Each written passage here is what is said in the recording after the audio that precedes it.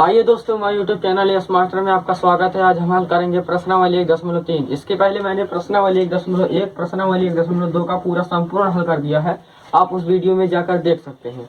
तो आइए हल करते हैं प्रश्नावली 1.3। इसका मैं पूरा संपूर्ण हल करूंगा और इसको हम कंसेप्ट के साथ समझेंगे और एक एक प्रश्न को लेंगे और अच्छी तरह से हल करेंगे।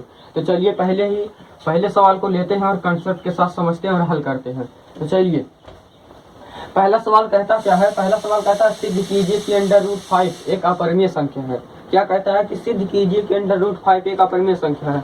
जब भी आपको इस तरह का सवाल दे दे, अगर कह दे कि आप सिद्ध कीजिए कि √2 एक अपरिमेय संख्या है, अगर दे दे कि √7 एक अपरिमेय संख्या है, तो आपको क्या करना है? हाल में आपको क्या करना है? मान लेना है कि जैसे दिया है सिद्ध कीजिए कि √5 एक अपरिमेय संख्या, तो हमें क्या मानना है? इसके विपरीत मानना है। यानी अपरिमेय का विपरीत क्या होगा? परिमेय होगा। और परिमेय का विपरीत क्या होगा? अपरिमेय हो गया। तो अपरिमेय का विपरीत क्या हुआ? परिमेय हो गया। तो हम मानेंगे क्या? कि मानेंगे, कल्पना किया कि √5 एक परिमेय संख्या है। उसके बाद जब हम परिमेय संख्या उसको मान लेंगे तो हम क्या करेंगे? उसको परिमेय संख्या के रूप में लिखेंगे। तो अगर कोई भी अगर हमें अंडर रूट में संख्या मिल जाए सिद्ध करने को, कि सिद्ध कीजिए कि यह अपरिमेय संख्या है, तो हम कैसे हल करते हैं आइए देखते हैं। तो देखिए हम क्या करेंगे, पहले हम मानेंगे, मैंने यहाँ लिखा हल, फिर लिखेंगे कल्पना किया कि √5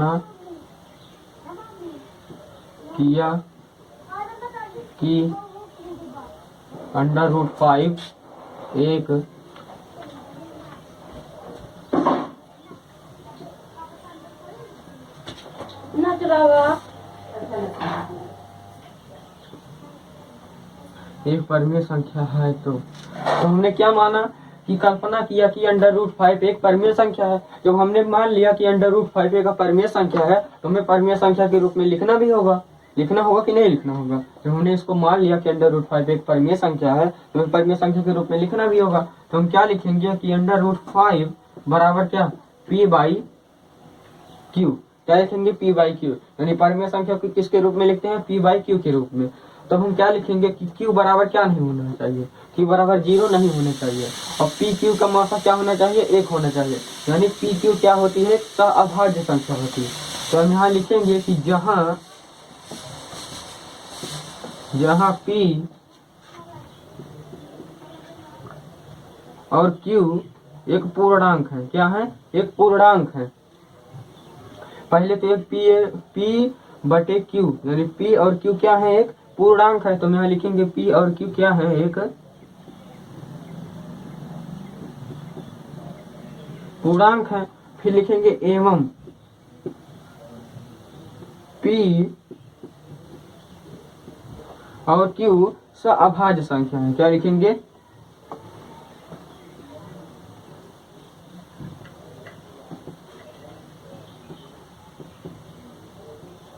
तो हमने इतना लिख दिया। क्या लिखा कि जहाँ p और q एक पूर्णांक है एवं p और q अभाज्य संख्या है। तो सहभाज्य का मतलब क्या होता है? जिसका मासा 1 होता है। यानी जिस संख्या का मासा 1 होता है उसे क्या कहते हैं? सहभाज्य संख्या कहते हैं। तो हमने लिख दिया कि √5 बराबर p/q। तो हम इसका बटा 1 कर सकते हैं कि नहीं कर सकते हैं? उसके बाद क्या हो जाएगा? इसको क्या कर देंगे? तिरछा गुणा कर देंगे। क्या कर देंगे? तिरछा गुणा। यानी p से कर देंगे गुणा 1 में और q से गुणा कर देंगे किसमें? √5 में। तो गुणा करने के बाद क्या मिलेगा हमें? p से जब 1 में गुणा करेंगे तो p मिलेगा। बराबर में क्या मिलेगा? कि √5 को जब हम q में गुणा करेंगे तो हमारे पास क्या आ जाएगा? √5 यहाँ पर क्या आ जाएगा? q आ जाएगा। क्या आ जाएगा? q। तो हमें इतना मिल गया कि p बराबर √5q। अब हम क्या करेंगे? इन दोनों का वर्ग कर देंगे। यानी एक पक्ष दो पक्ष। तो हम क्या करेंगे? दोनों पक्षों का वर्ग करने पर यहाँ पर हम लिखेंगे कि दोनों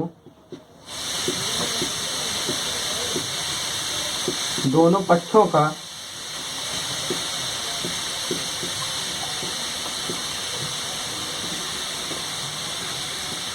वर्ग करने पर। तो मैंने यहाँ लिखा कि दोनों पक्षों का वर्ग करने पर। अब हम क्या करेंगे? इसका वर्ग करेंगे। तो p का वर्ग करेंगे तो क्या हो जाएगा? p² बराबर, फिर हम क्या लिखेंगे? √5 और यहाँ पर लिखेंगे q का पूरा होल स्क्वायर। अब हम क्या करेंगे? इसको हल करेंगे। तो p का स्क्वायर करेंगे, क्या हो जाएगा? p² बराबर क्या हो जाएगा? √5q² है। तो चलिए इसको समझते हैं। इसको कैसे लिख सकते हैं कि √5 और क्यू, उसके बाद क्या लिख सकते हैं √5 और क्यू। लिख सकते हैं कि नहीं लिख सकते हैं, क्योंकि इसके ऊपर घात चढ़ी हुई है। कितनी घात चढ़ी हुई है? 2 घात चढ़ी हुई है। तो यानी हम इसका 2 घात चढ़ी हुई है, तो इसका मतलब क्या हुआ, यानी ये 2 बार लिखा गया है। कितनी बार लिखा गया है? 2 बार। तो √5 का गुणा √ जब हम 5 में करेंगे तो 5 25 कितना हो जाएगा? 25 हो जाएगा। कितना हो जाएगा? 25। कितना हो जाएगा? 25। और पद का गुणा करेंगे तो क्या हो जाएगा? पद हो जाएगा। उसके बाद पद की पावर 1 और पद की पावर 1, यानी इसकी पावर 1 हो सकती है कि नहीं हो सकती है? तो पद की पावर 1 और पद की पावर 1, तो एक पावर यहाँ कितनी पावर हो जाएगी? 2 पावर। तो हम यहाँ पर क्या लिखेंगे? q² और 25 q²। तो देखिए 25 यहाँ पर क्या है? अंडर रूट का मतलब क्या होता है? वर्गमूल। तो 25 का वर्गमूल कितना होता है? 5 होता है। यानी इस संख्या का वर्गमूल निकल रहा है, तो हम इसका क्या निकालेंगे? वर्गमूल निकालेंगे। तो जब 25 का वर्गमूल निकालेंगे तो कितना हमारे पास कितना आएगा? 5 आ जाएगा। उसके बाद q², तो हम यहाँ पर क्या लिखेंगे? q²। तो हमें मिल गया कि 5 q² यानी √5 q² को जब हम हल करेंगे तो क्या हमारे पास क्या आएगा? 5 q² आएगा। तो देखिए इतना हमने कर दिया।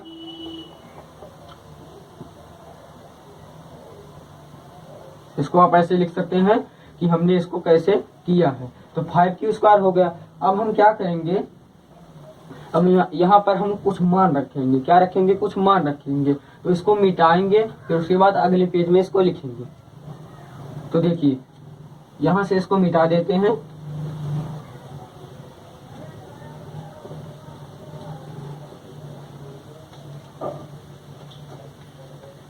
पूरा यहाँ से इसको मिटा देते हैं। तो देखिए हमारे पास क्या है? p² बराबर 5 q²। क्या है? p² बराबर 5 q²। अब हम इसमें देखेंगे कि कौन कौन संख्या। यहाँ पर देखिए p² जो हो ना, वो 5 से क्या हो रही है? विभाजित हो रही है। कैसे हो रही है? जैसे हम लिखेंगे अगर q², मान लीजिए यहाँ पर q² है, तो जब हम लिखेंगे कि q² बराबर क्या लिखेंगे?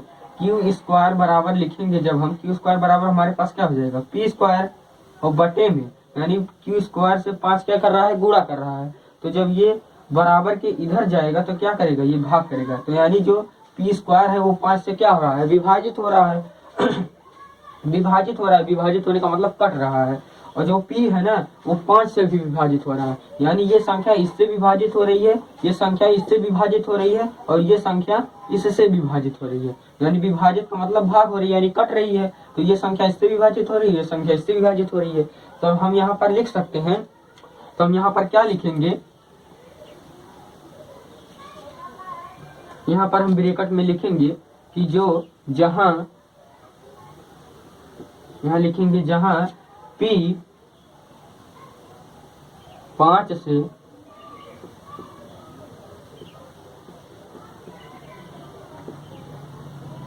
विभाजित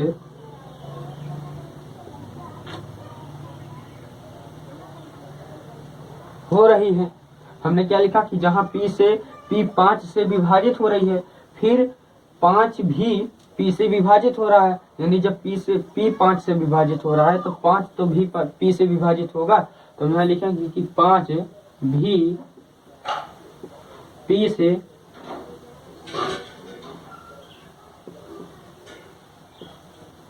विभाजित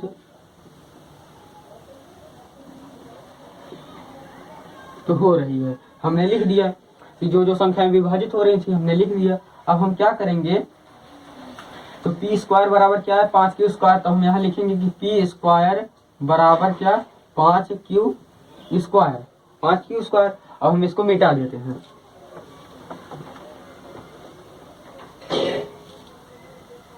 तो देखिए क्या आया? p² बराबर 5 q²। अब हम क्या करेंगे? मानेंगे कि p बराबर 5m रखने पर जो हमें इस सवाल में करना ही पड़ेगा। तो हम क्या करेंगे? यहाँ ब्रैकेट में लिख देंगे कि p बराबर क्या रखेंगे? 5m रखने पर। तो हमने p बराबर 5m रखा। अब देखिए p क्या है? 5m। तो हम यहाँ रखेंगे 5m और p का स्क्वायर चढ़ा हुआ है, तो p का स्क्वायर चढ़ाएंगे। उसके बाद बराबर क्या हो जाएगा? 5 q²। तो देखिए 5 का स्क्वायर क्या हो जाएगा?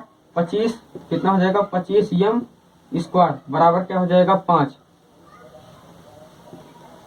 q²। अब देखिए क्या क्या कर रहा है? तो 5 1 के 5 5 25 25 यानी 5 से 25 विभाजित हो गया। तो यहाँ पर क्या आ गया 5m स्क्वायर।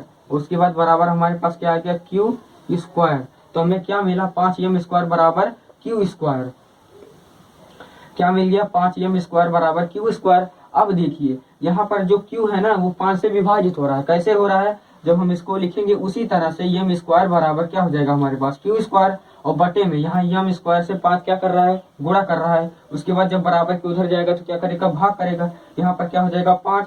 तो जब क्यू स्क्वायर वो 5 से क्या हो रहा है विभाजित हो रहा है, और 5 भी क्यू स्क्वायर से क्या रहा है विभाजित हो रहा है यानी कट रहा है। तो हम यहाँ लिखेंगे फिर भी ब्रैकेट में हम यहाँ पर लिखेंगे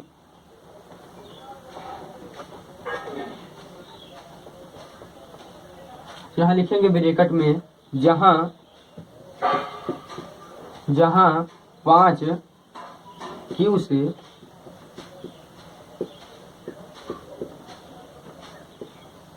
विभाजित हो रहा है। फिर लिखेंगे क्यू भी 5 से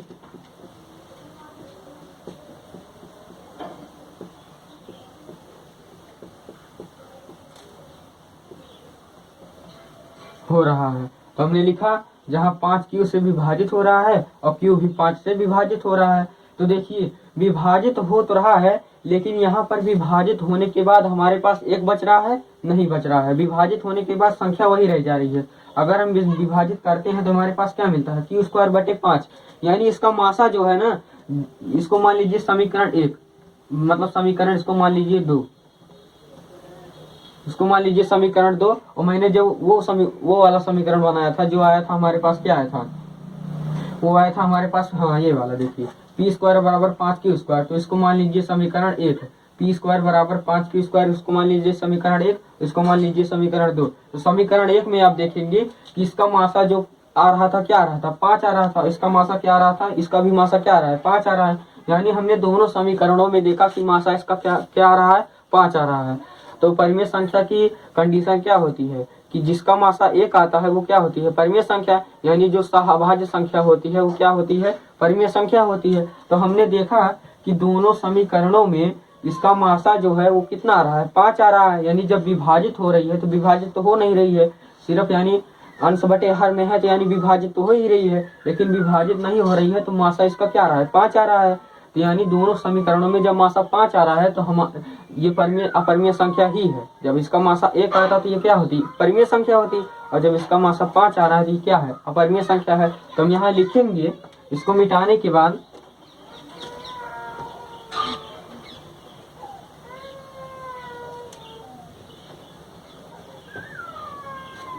यहाँ पर लिखेंगे हमने देखा,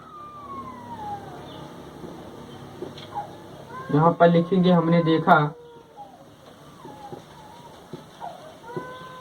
समीकरण 1 व समीकरण 2 का मासा क्या आ रहा है 5 आ रहा है। यहाँ लिखेंगे 5, लिख सकते हैं परिमेय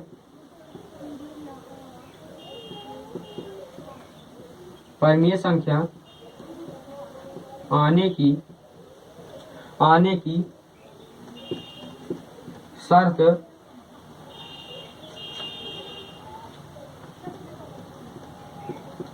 इसका मासा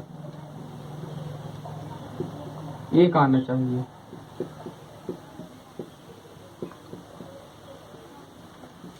एक आना चाहिए। तो परिमेय संख्या की शर्त क्या होती है, इसका मासा क्या आना चाहिए 1 आना चाहिए, लेकिन इसका मासा 1 ना कर क्या आ रहा है 5 आ रहा है।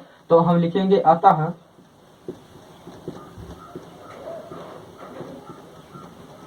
अतः हमारी जो कल्पना थी वो क्या है गलत है, यानी √5 एक परिमेय संख्या ही है। तो √5 एक परिमेय संख्या तो ही है, वो तो उसने कहा है सिर्फ क्या कहा है सिद्ध करने को कहा है। तो हमने सिद्ध कर दिया कि √5 क्या है एक परिमेय संख्या है। तो हम यहाँ लिखेंगे अतः हमारी कल्पना गलत है, √5 एक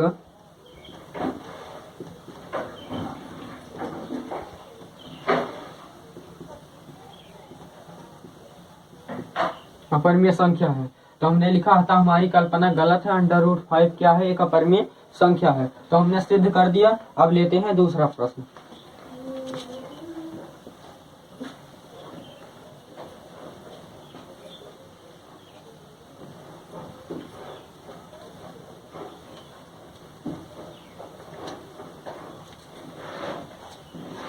तो चलिए देखते हैं, हमने दूसरा प्रश्न ले लिया। अब इसको पढ़ते हैं। तो क्या कह रहा है, सिद्ध कीजिए कि 3 + 2 √5 एक अपरिमेय संख्या है। अब की बार हमें क्या दिया है, 3 + 2, यानी 3 और +2 ये ज्यादा हो गया। √5 तब की था, आपकी कितना है, 3 + 2 है। तो 3 + 2 √5 एक अपरिमेय संख्या है। आपकी हमें सिद्ध करना है कि 3 + √2 5 एक अपरिमेय संख्या है। तो हम क्या करेंगे, मानेंगे। तो हम यहाँ लिखेंगे, पहले हम यहाँ लिखेंगे हल,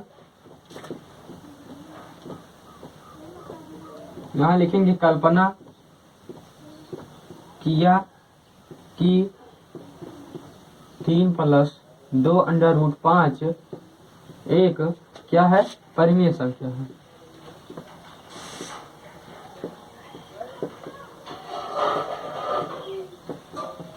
परिमेय संख्या है। तो हमने मान लिया परिमेय संख्या है, तो हमें परिमेय संख्या के रूप में लिखना भी होगा। तो हम लिखेंगे 3 + 2 और कितना, √5 बराबर कितना, p/q। क्या लिखेंगे, p/q। तो कोई लिखने की जरूरत नहीं है कि p और q एक पूर्णांक है, p q का मासा 1 है, यानी p q एक अभाज्य संख्या है। आप लिख भी सकते हैं, मैंने एक बार लिख दिया है, आप वही चीज इसमें भी लिख सकते हैं ब्रैकेट में। तो अब हम क्या करेंगे, लिखेंगे कि 2 √5 बराबर कितना, p/q। तो देखिए यहाँ इससे 2 √5 से 3 क्या हो रहा है, जुड़ रहा है, यानी प्लस हो रहा है। तो बराबर के उधर जाएगा, क्या करेगा, माइनस, यानी 3, यानी माइनस में 3 चला जाएगा। इधर प्लस जुड़ रहा था, इधर जाएगा माइनस में 3 हो जाएगा। फिर हम क्या करेंगे, यहाँ लिखेंगे कि यहाँ लिखेंगे कि √5 बराबर p/q और माइनस कितना, 3। तो देखिए √5 से 2 क्या कर रहा था, गुणा कर रहा था। तो यहाँ बटे में आएगा, क्या करेगा, भाग करेगा। क्या करेगा, भाग करेगा, यानी ये देखिए ये भाग करने लगा। अब देखिए हमारी परिमेय संख्या हो गई, ये क्या हो गई, √5 अपरिमेय संख्या हो गई। इसके पहले मैंने क्या सिद्ध किया था, √5। तो √5 क्या थी, एक अपरिमेय संख्या थी। तो आप जानते होंगे कि √5 एक अपरिमेय संख्या है, और p/q -3/2 ये क्या है, एक परिमेय संख्या है। तो हम यहाँ लिखेंगे कि अपरिमेय संख्या बराबर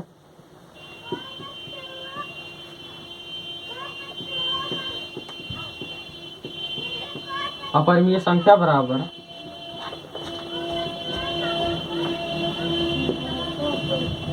परिमेय संख्या, यानी अपरिमेय संख्या बराबर परिमेय संख्या कभी हो नहीं सकती। तो इसलिए हम लिखेंगे कि अपरिमेय संख्या बराबर परिमेय संख्या असंभव है। क्या लिखेंगे, असंभव है, असंभव है। तो यहाँ लिखेंगे अतः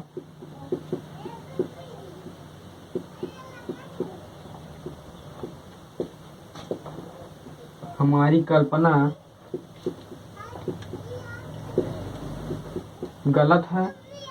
3 + 2 √5 एक क्या है, अपरिमेय संख्या है। तो यहाँ लिखेंगे एक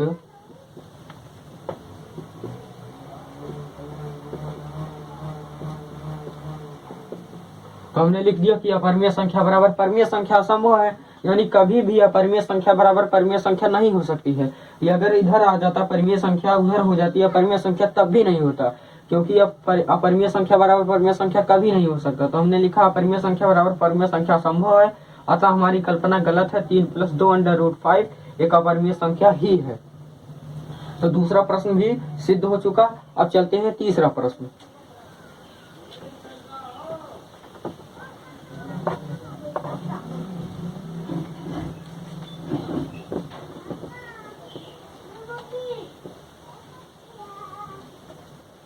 तो चलिए देखते हैं, हमने तीसरा प्रश्न लिख दिया। तीसरा प्रश्न क्या कहता है कि सिद्ध कीजिए कि निम्नलिखित संख्याएं परिमेय है, यानी इसमें 3 पॉइंट है। कितने पॉइंट है, 3 पॉइंट है। तो एक एक पॉइंट को लेते हैं और हल करते हैं। तो पहला क्या है, 1/√2। तो इसको क्या करना है, सिद्ध करना है। तो हम लिखेंगे कि कल्पना, यहाँ पर क्या लिखेंगे, कल्पना किया कि 1/√2 क्या लिखेंगे, 1/√2 एक परिमेय संख्या है। क्या लिखेंगे?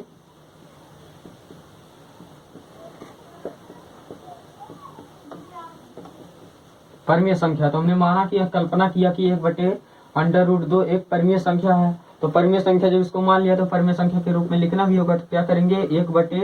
1/√2 बराबर क्या हो जाएगा? P/Q। क्या हो जाएगा? P/Q। अब हम क्या करेंगे? इसके अंक को क्या करेंगे? पलट देंगे। यानी पलटने का मतलब आप कहीं से भी आप जब आपको इस तरह के अंक मिले तो आप कहीं से भी एक परिमेय संख्या बराबर अपरिमेय संख्या लाने की जरूर कोशिश करें। तो हम यहाँ पर क्या करेंगे? एक तरफ परिमेय संख्या लाएंगे या एक तरफ अपरिमेय संख्या लाएंगे, दूसरी तरफ हमारी परिमेय संख्या होगी। तो जब एक तरफ अपरिमेय होगी दूसरी तरफ परिमेय होगी तो ये तो असंभव बात होगी। तो इसलिए यहीं पर हमारा सिद्ध हो जाएगा कि 1/√2 क्या है? एक अपरिमेय ही है। तो हम लिखेंगे यहाँ पर क्या? अंक पलटने पर।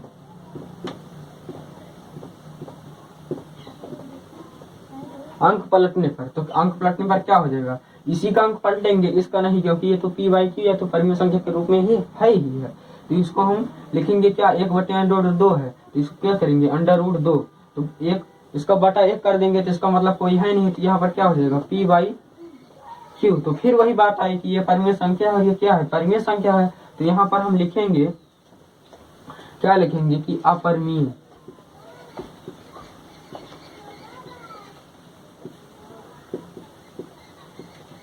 अपरिमेय संख्या बराबर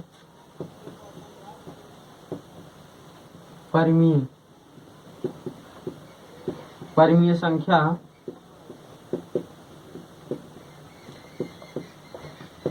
असंभव है। फिर लिखेंगे अतः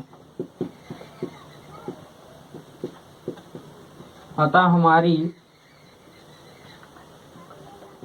कल्पना गलत है। फिर क्या लिखेंगे? कि 1/√2 एक अपरिमेय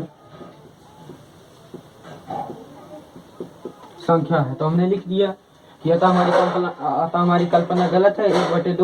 1/2 एक अपरिमेय संख्या है। अब लेते हैं दूसरा पॉइंट। दूसरा पॉइंट क्या है? 7/√2। यहाँ पर हम क्या लिखेंगे? 7 कितना है? 7 कितना है? 5 है। कितना है? 7 5 है। तो यहाँ पर हम क्या लिखेंगे? यहीं पर हमें मिटा के लिखना है। सिर्फ क्या लिखेंगे? यहाँ पर हम लिख देंगे 7/, यहाँ पर लिखेंगे 7/5। फिर यहाँ लिखेंगे कल्पना किया कि, यहाँ पर लिख देंगे फिर यही क्या लिख देंगे? कि 7 कितना? 5। कल्पना किया कि 7 क्या है? एक परिमेय संख्या है। तो हमने मान लिया कि परिमेय संख्या है, तो इसको हमने परिमेय संख्या के रूप में लिख दिया कि 7 बराबर P/Q। अब हम क्या करेंगे?